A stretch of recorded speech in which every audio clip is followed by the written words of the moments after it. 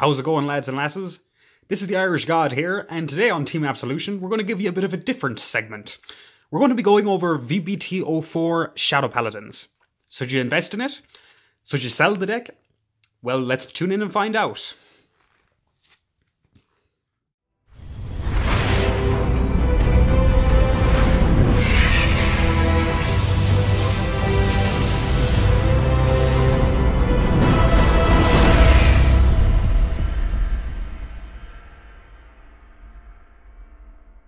How's it going, everyone?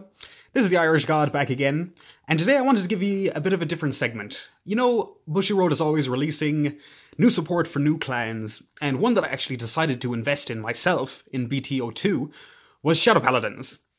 Because, you know, there's a lot of good Irish names among Shadow Paladin cards, and I just couldn't resist, really. So, having said that, there's been a lot of controversy over the new support that has come out in BT04. It's just dropped in Japan as of Friday. They just got their releases. And we've seen some initial results. Surprisingly, Shadow Paladin has done fairly well. Now, I wanted to kind of go over what about this clan has generated such a dispute and such a divide amongst the community. And so that you can make your own educated decisions whether or not you own the deck, if you were looking to buy into the deck, and anything in between. So anyways, first things first, I wanted to kind of go over with what was the deck doing in VBT02 and how has VBT04 changed that. So now I think one of the biggest examples of synergies that occurred in the initial one was the synergy between Maka and Charon. Now we all know these as the two triple Rs that were present in BT02. Maka has the skill of CB1, call a grade 1 or less from hand, and then draw a card. And of course, this combos amazingly well with Charon, because when she's called with an effect, you can Soul Blast 1 and Countercharge 1. And so these two units combo together, you know, very nicely. It's fairly straightforward. Use Maka to call Charon, you refund the CB that you got, draw a card, and then you get a 26k line for the turn. Maka is also quite nice in having the ability that you can use her multiple times. She's not restricted for just on place. So you can use her next turn. Of course, it's only once a turn, but still that's pretty good. Now, of course, this also works, Charon, with our good friend, the Dark Dictator. Now, the Dark Dictator has similarly CB1, call up to 1 grade 2 or less. Haha. And then plus 5k, your opponent chooses a rear guard and retires it. Again, Charon lets you use this kind of an engine to be able to refund the CB1s that are present on both the Dark Dictator and Maka to be able to do this. Now, the tricky part is when VBT04 comes into play. So, the Dark Dictator, unfortunately, is going to have a lot of competing spots coming in with Gust Blaster Dragon. And the big thing about Gust Blaster is that his second skill requires, a Blaster grade 3 Vanguard to go off. And of course, Dark Dictator does not have Blaster anywhere in his card name, which is quite unfortunate. Now, the big thing about this is that then only Maka is going to be able to trigger Charon, which means that it becomes a 2-card combo in the deck, and is a lot trickier to get off. You'll have to have both of these cards in hand, rather than having some redundancy between Dark Dictator and Maka to be able to utilize the Charon. So you're depending entirely on Maka. And unfortunately, there was no real other cards that were released in VBT04. The one exception is the grade 3 rare, whose name escapes me. It's a bronze-looking dragon. That's CB1, called up to the top 2 cards. But again, that's not consistent. So, I mean, if you hit Charon, then great, you just got your refund back. But if not, well, good luck to you. Just spend CB1 in a deck that is very CB heavy. And I think this is really what is the crux of the issue with VBT04 Shadow Paladins. Everything has a CB1 cost.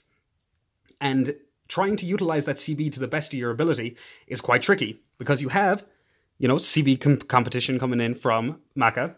You have it, of course, from our big bosses like Phantom Blaster Dragon. And, of course, Gust Blaster Dragon when he comes into play.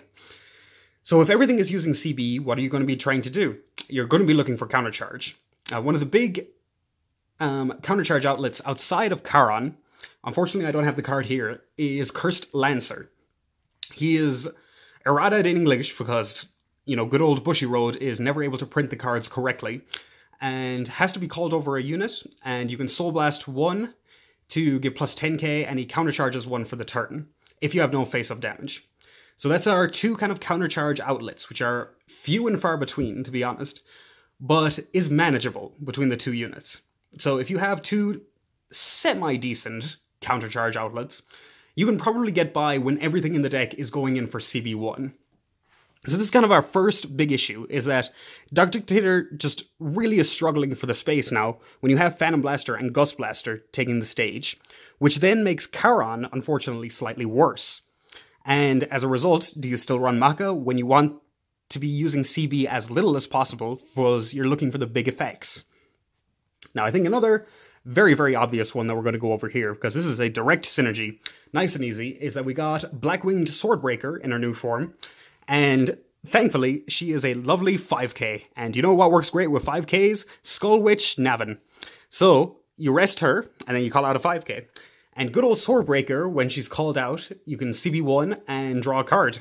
So it just becomes an absolutely amazing +2. This is probably my favorite combo of the set. Absolutely amazing. Just to be able to, if you have a Nemain on the field, you basically just get to rest it to +2 for the turn with a CB1, which is an absolutely incredible rate. If anyone is familiar with card advantage, and you don't even need to be that familiar, generating 2 cards for just resting 1 unit is an insane rate.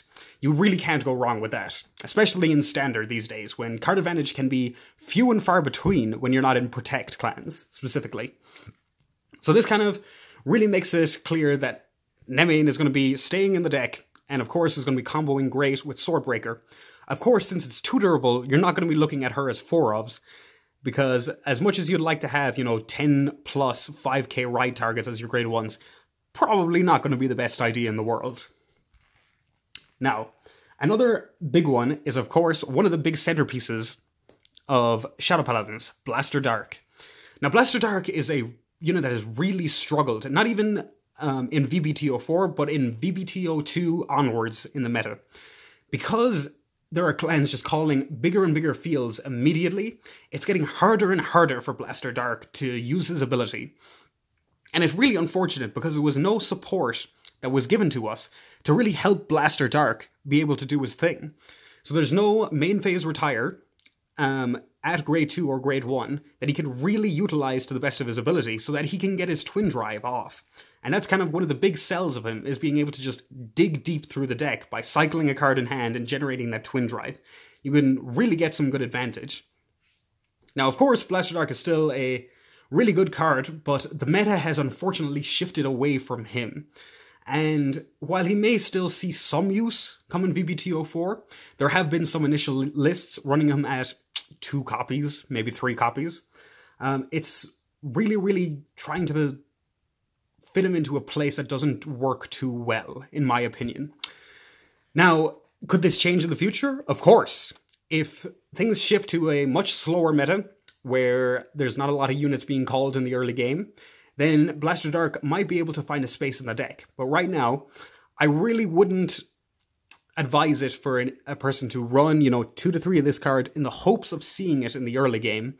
And, at anything less than 4 copies, you're going to be hard-pressed to do so. I mean, even at 4 copies, it can be a bit tricky to get him.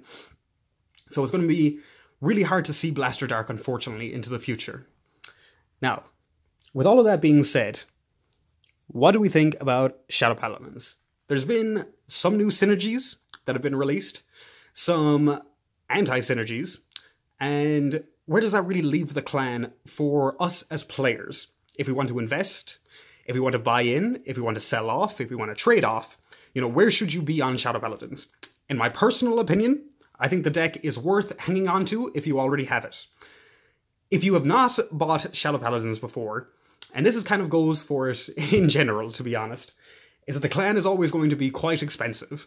You're always going to be paying a premium, format joke in there, for playing Shadow Paladin. This clan is never cheap. I think there's been the instances where I can buy Shadow Paladins for a minimal price I could count on my hand, because there's just so few instances where it's going to be a cheap clan. Now, for those of you that already have the clan, you've been a dedicated person, you want to go in again, I think this is going to be worth it for you to invest in. It's already produced some nominal results. Of course, this is only the first weekend, so we can't take the results as gospel, but it really does give us a good indicator that Shadows could be a contender going forward. I have to do my own place testing myself with the new cards. I've just proxied them out, and we're going to be running some tests with it in the near future. But thank you, lads and lasses, for listening in on everything that I've just said. I hope this has educated you in your own opinions and have been able to see what you want to do going forward when it comes to Shadow Paladins. This is the Irish God signing off. Thanks very much. Please remember to like, comment, subscribe. And of course, check out our sponsor, The Magic Satchel. This is our person for getting any sort of Vanguard cards, boxes, singles, whatever else. He is present on our Discord. There should be a link in the description of the video. There'll also be one to the site itself for you to buy any products. So having said that, have a great time, lads and lasses, and enjoy yourselves some good, edgy boys. See you later.